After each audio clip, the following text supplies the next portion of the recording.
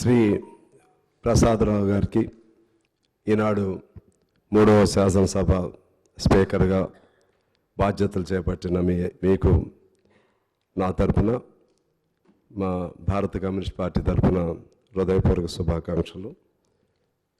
అధ్యక్ష, మీకు తెలుసు, ఇక్కడ సభ్యులందరికీ కూడా తెలుసు, రాజకీయాలంటే ఒక పవిత్రమైనటువంటి వ్యాపకం. అది శాసనసభ దేవాలయం లాంటిది.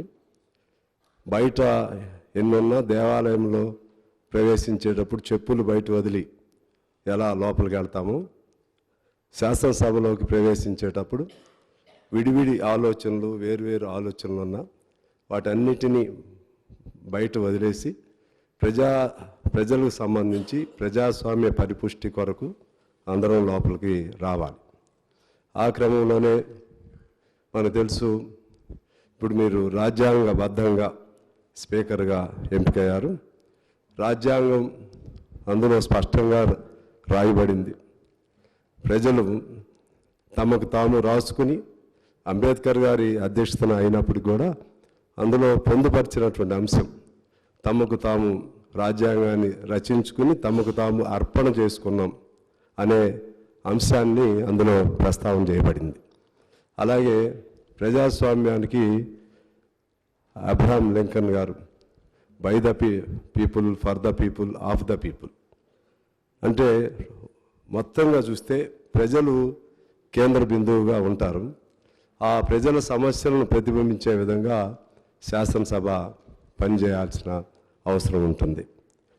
ఆ క్రమంలో మీకు ముందు అనేక మంది ఈ ఆంధ్రప్రదేశ్ శాసనసభ, ఆంధ్రప్రదేశ్ రాష్ట్రం, ఉమ్మడి రాష్ట్రం ఏర్పాటైన దగ్గర నుంచి చాలా గొప్ప గొప్ప వారు శాసనసభ స్పీకర్లుగా పనిచేశారు.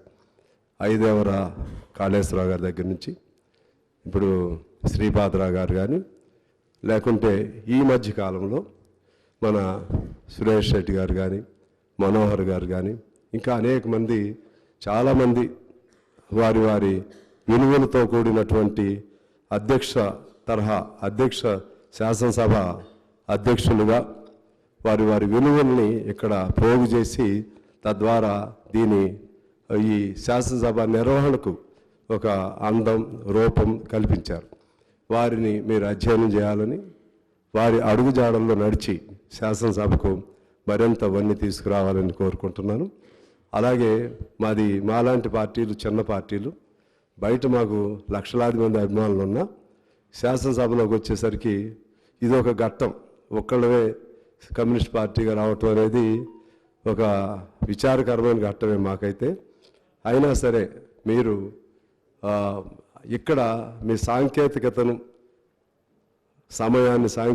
బట్టి సమయాన్ని కేటాయించడం అనే అంశం కాకుండా ప్రజలకు సంబంధించినటువంటి సమస్యలు వచ్చినప్పుడు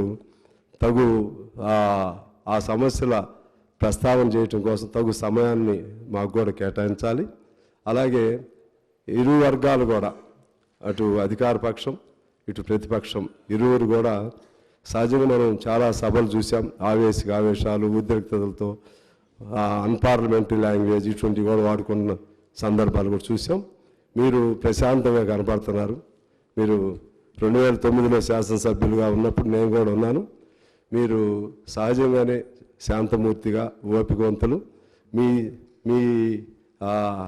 మీరు మీ ముఖ కవళికల ద్వారానే, మీ కను సైగల ద్వారానే అందరూ కూడా ఆవేశాలు కూడా సద్దుమణుగుతాయని ఆశిస్తూ, ఆ విధంగా ఒక పరిపూర్ణమైనటువంటి స్పీకర్గా గొప్ప పేరు ప్రఖ్యాతలు మీరు పొందాలని కోరుకుంటూ, ఆశిస్తూ, అభిలషిస్తూ మీకు మనస్ఫూర్తిగా అభినందనలు తెలియజేస్తా ఉన్నాను.